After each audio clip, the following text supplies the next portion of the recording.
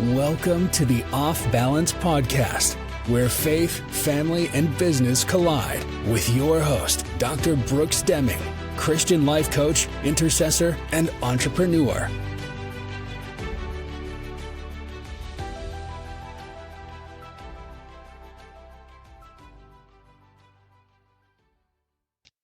Hello, everyone. I'm Dr. Brooks. Welcome to Off Balance, a podcast for adults trying to balance life. Thank you for tuning in each week to learn strategies to help you be the better version of yourself. The sponsor of today's episode is Clothed by Jen Krein, a Christian-based clothing store offering quality and affordable clothing for the everyday fashionable conscious woman. Welcome to the show, Jen Krein. Thanks, Brooks. It's great to be here. How are you doing today? I'm doing pretty well. How are you? I am well. So just so the listening audience can get to know you, who is Jen Krein? Boy, big question there.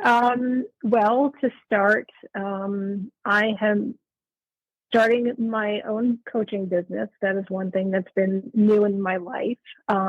Coaching business for young women with ADHD, but that really kind of goes back to my family history. I've been married for 21 years, and I have two daughters, 17 and 20. And the reason why so much of my life revolves around, or my business revolves around ADHD, is because my oldest daughter has ADHD as well as my husband. And it's just something that our family has learned a lot about through the years. And it's something that's become very important to me.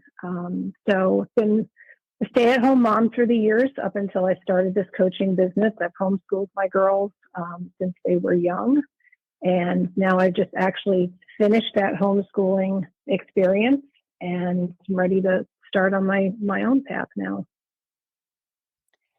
That's great. So you said that your husband and your daughter has ADHD, and you mentioned that your coaching business is to help women. But what if I am listening and I'm a parent with a child that has ADHD? Would you be able to provide me with coaching services? I think so, definitely. Actually, I have a good friend who's a therapist who just spoke to me about that and addressed that there were clinicians in the area where I live that really have a need for that. So that is something I'm looking into getting involved with, is speaking to those parents of kids with ADHD, because I think that is really valuable. I think it's not just the family member who has ADHD that is affected by it, but it impacts the whole family. And in my own experience, I had to change who I was so that I knew how to help my daughter. And just listening to you, I know I hear a lot of people say jokingly, because it's become a cliche, oh, I have ADHD. But for those that are listening that don't really understand what ADHD, can you provide us with some clarity? Oh, sure. There are so many different components to it. ADHD is very much like, in a sense, autism, and that autism is seen as a spectrum disorder. I see ADHD as a spectrum disorder. It affects people differently, but it's definitely an executive function issue. They say attention deficit, but it's not really a deficit. If they have something that they're incredibly interested in, they can focus on something for hours. They need that dopamine, that stimulation, so if they have to do a boring task, the motivation's not there to do it because it's not going to be fun. They're not going to get a reward from it. There's a lot of different components to it. There's processing, which with my daughter is what I finally picked up on after several years, that for her, she couldn't go from reading something and then applying it. And I remember the day it just kind of struck me, because I was so frustrated with her. I'm like, but you just read this. How do you not understand it? And it just kind of clicked. It's like you can't process the information and then go and apply it. There's so many different ways, but those are just a few ways that ADHD can affect people. And if a person wanted to reach out to you for coaching services, what would your coaching look like? How do you mean specifically? Like, say, for instance, if I'm a person and I have ADHD and I think I want some assistance, but I'm unsure, I'm unfamiliar with coaching, what would a coaching program entail? Well, initially, I think I'd like to speak to the person just to see if we're a good fit and kind of see where they're at with their ADHD, because it does take a lot. It's a commitment to work on that. So just making sure that the individual is in a place where they're actually ready to move forward and do the work. But I'm not of that sense that I don't feel that the ADHD individual needs to alter themselves to become more like a neurotypical.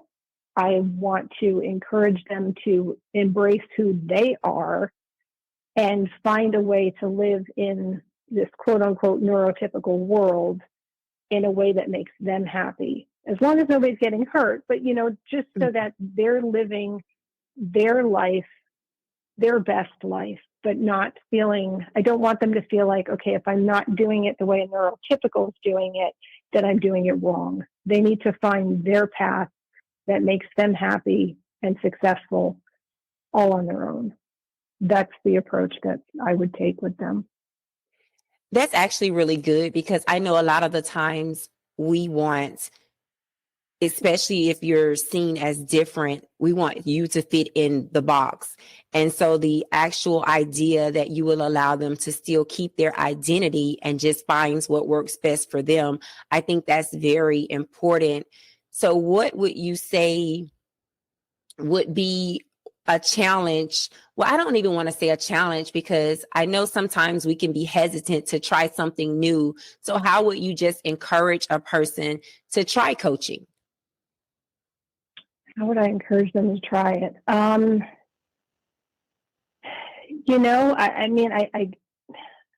You could do just a sample session with them, just for them to get a feel for it. I guess I would give them my approach to it, and just as an encouragement to them that I'm not looking to make them change who they are, but to be the version of themselves that's going to make them happy. That is so awesome, because I know, like, even if I think back on my experiences, anytime that I heard coach, because it seems like coaching has just arrived on the scene quickly, and it's just something that a lot of people are doing. But what I come to realize with more research, that these coaches have niches. They're very tailored to a specific audience. And so I'm glad that you're focusing on ADHD, because I don't see that a lot in the coaching arena. So that's a really good thing. So what has your experience been like with launching your business? Well, to be honest, it's very much stepping out of my comfort zone, although it's something that I feel like I've wanted to do for a long time, is to start my own business. But I tend to like safe and predictable and plan everything out and know it's coming at me. So, it's definitely been a leap of faith, just stepping out into this and starting the business without really saying for sure, where this is going to go, because it is so new at this point. And it's actually my best friend, who has a therapy practice, who kind of suggested to me that, I think this would be a really good fit for you. And, she'd like to kind of work me into her practice there a little bit for some of her clients that she feels could use coaching, because she also deals with individuals with ADHD and autism, as well as other things. So it's been scary, but I've been pushing myself through it, and just trying to take it as an adventure in a sense, and see where it goes. I think you're going to do a really good job. And also with your niche, like I said, I think it's really necessary. because a lot of the times, they can get therapy, they can get counseling, but you don't really see a lot of coaches that is working with clients that have ADHD. So I think you're going to be I think you're going to do really, really great because like I said, there is a need. And so I think you're going to do good. So are you working on like a website or anything like that? Yeah, I do have a website up and running. So I have that going. Slowly working on building the clients. I just actually had some health issues, so that's kind of set me back a couple weeks here. But as soon as I'm kind of past that, I can have more energy and time to put in driving this forward. But I am fortunate enough that I have several people who have, are established mostly in therapy practices, kind of coming behind me and saying, yes, I think this is going to be really good for you, and willing to refer people to me. So that is really, really helpful and comforting to know that I have that support and, that backing for this. Yeah, support is very, definitely very important. So what age group are you going to work with? I've kind of geared it more towards probably young women. So like late teens, early to mid 20s. That's not to say that I wouldn't work with anyone who is willing to do the work.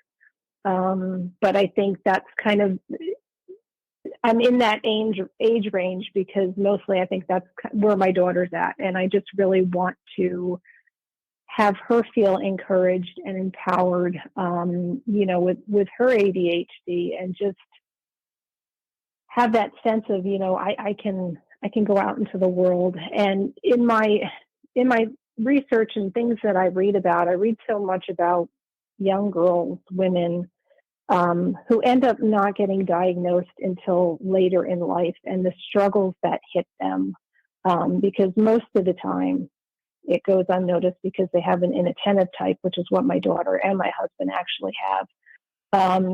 So to me, that's really heartbreaking because I already look at how women who are neurotypical struggle, but then you throw ADHD on top of that, you throw the executive functioning issues on top of that, and these women are struggling even more and end up with comorbidities, anxiety, depression. And I think I would love to work with the younger women to try and nip that in the bud so that they're not carrying this into their later years of their life. I really would love to see them just be empowered and confident as they go off into the world and not be weighed down by their ADHD or expectations of them.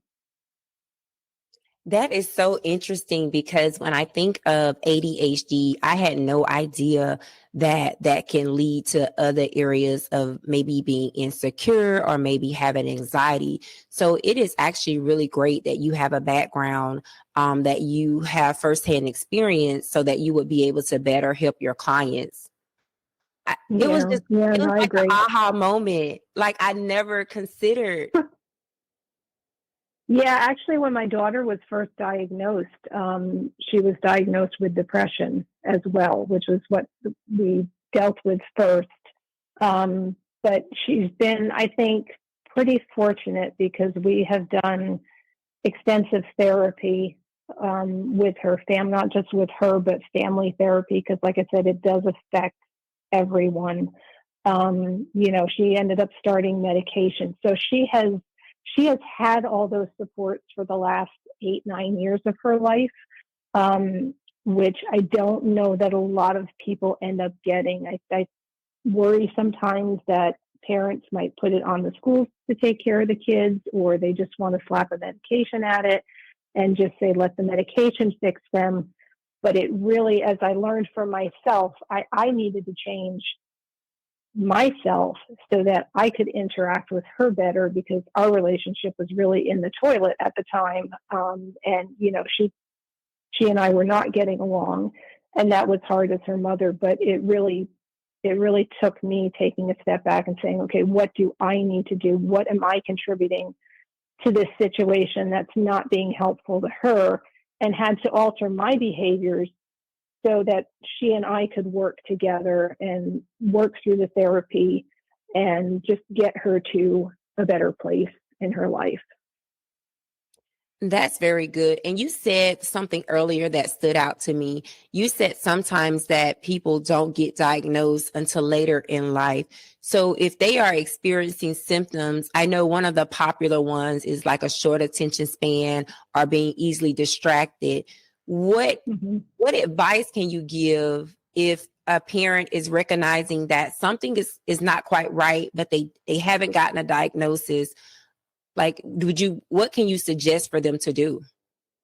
I would suggest them getting that diagnosis, having their child tested to see what exactly is going on, because they will test for various things.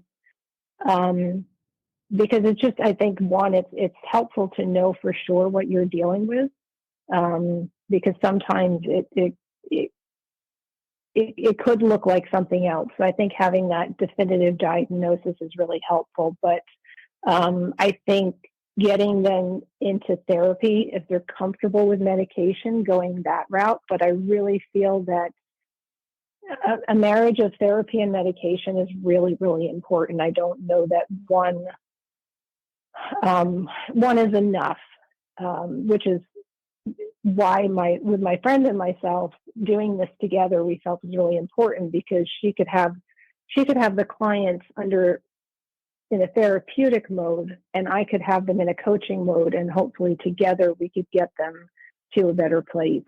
So that would be my recommendation. First is just get the diagnosis, and then find the supports, find the therapy, use the medication if you're comfortable with that, or find alternative methods if you're not comfortable with the medication. But I would definitely go down that road, because I don't know if it's something that is going to be able to be done just by the individual themselves. They definitely need some support.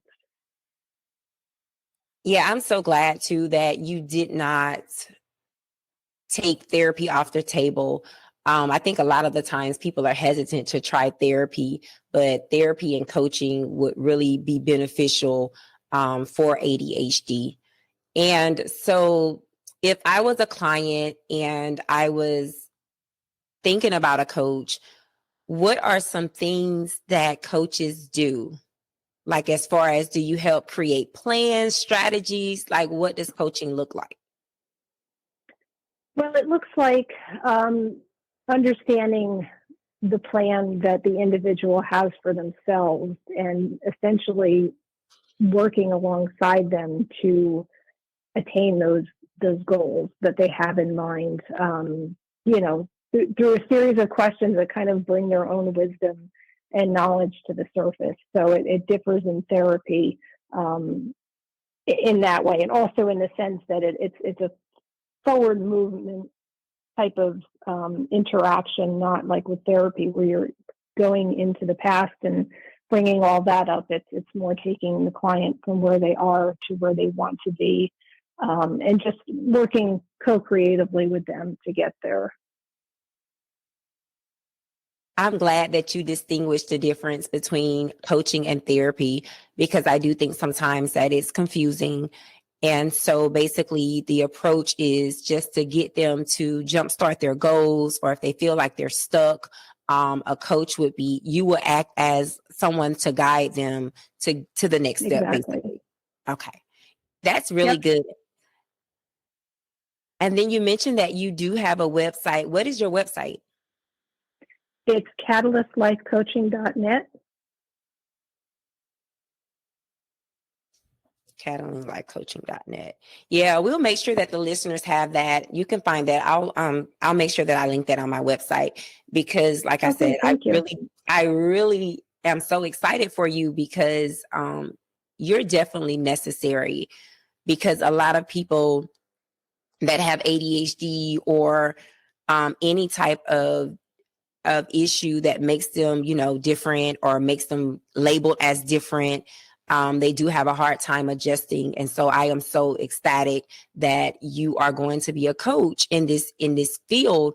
I know my nephew has ADHD, and he sees, a Okay. therapist, and the therapy is working for him, but he still struggles, especially in school. He still struggles sometimes socially as well. And so the idea of there being coaches to aid him, I think my nephew would even be able to benefit from having a coach, having someone that understands, having someone that can help him kind of, plan out things. So again, just thank you, because I never would have considered trying to find him a coach. Like never. Yeah, no, I think it could be.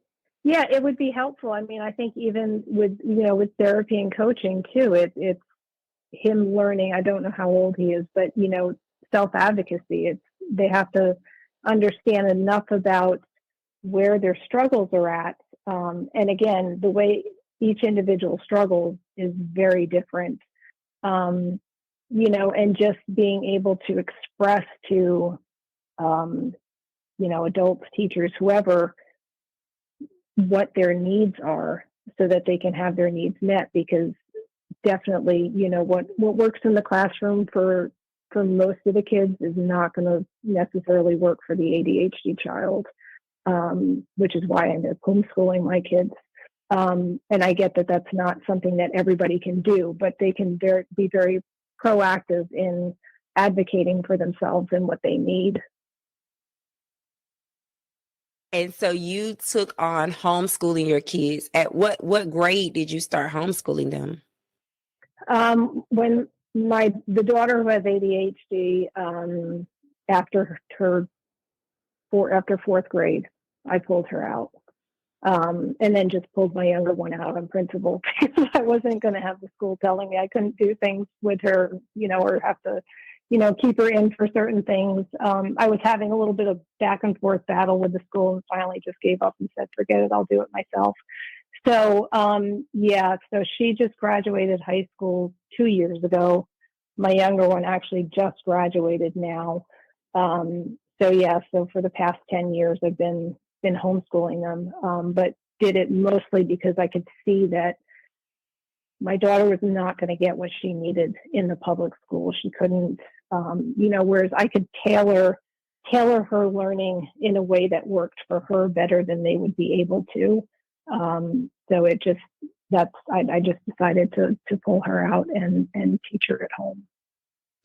I'm glad that you said that homeschooling her gave you the capability to tailor learning, because I was thinking in my mind, if I was a parent and I was kind of unsure, I knew that I wanted to homeschool, but I was unsure if I would be able to do it with the ADHD diagnosis.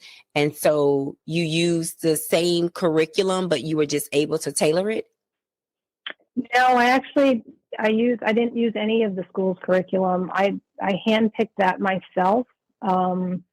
Eventually we ended up joining a community that had its own curriculum, but even within that, I could tailor it to meet her needs. Okay. So that if I had to, scale up or scale back, I had the freedom to do that.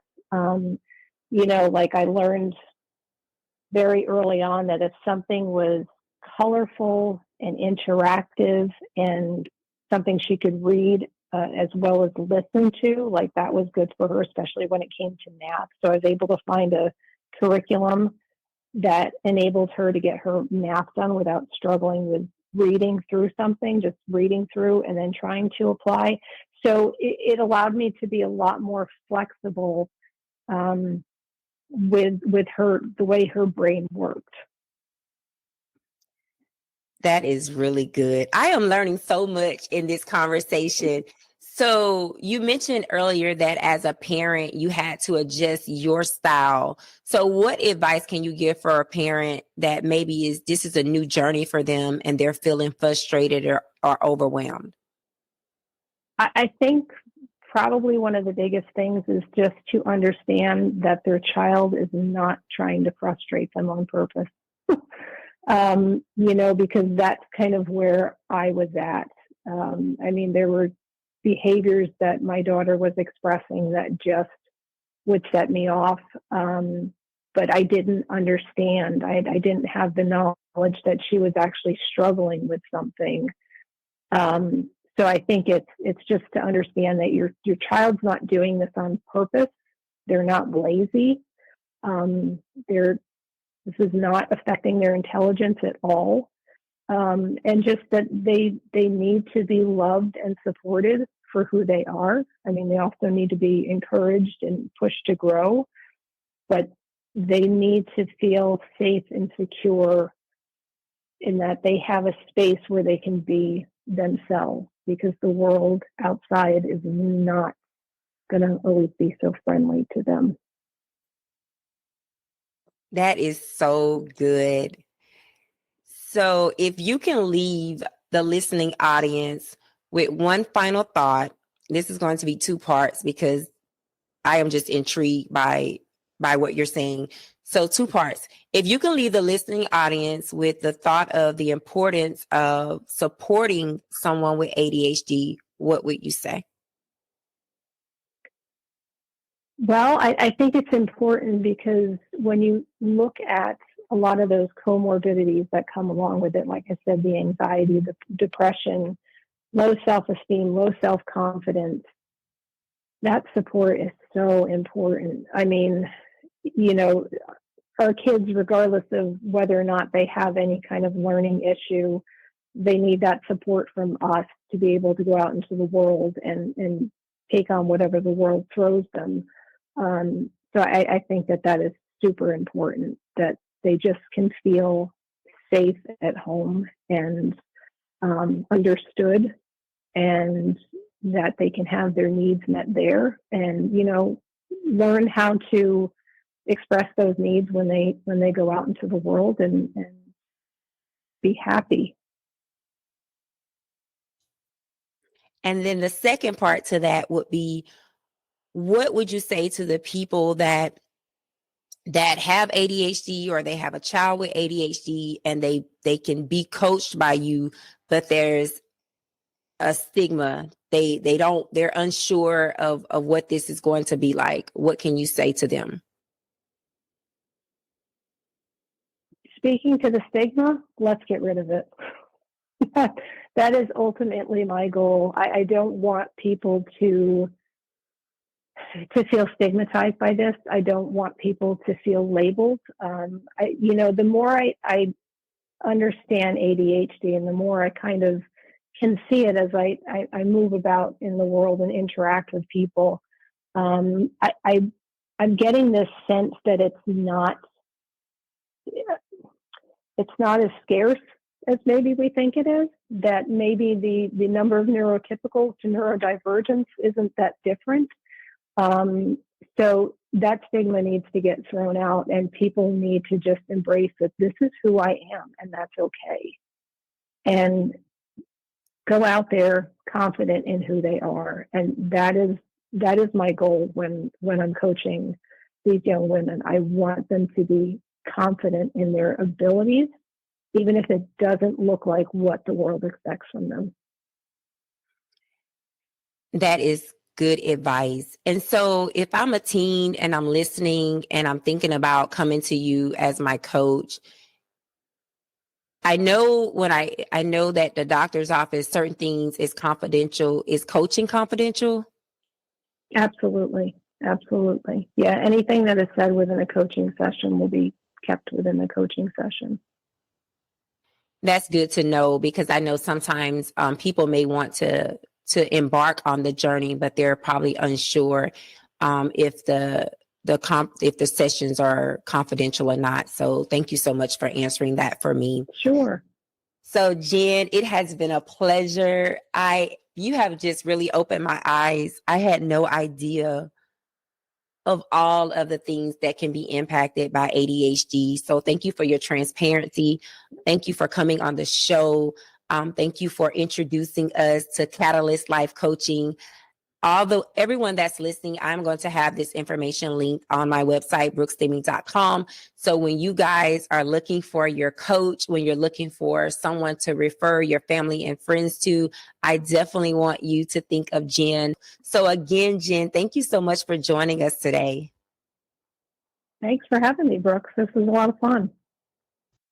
This concludes today's episode. Thank you for tuning in. I hope the information presented adds value to your life.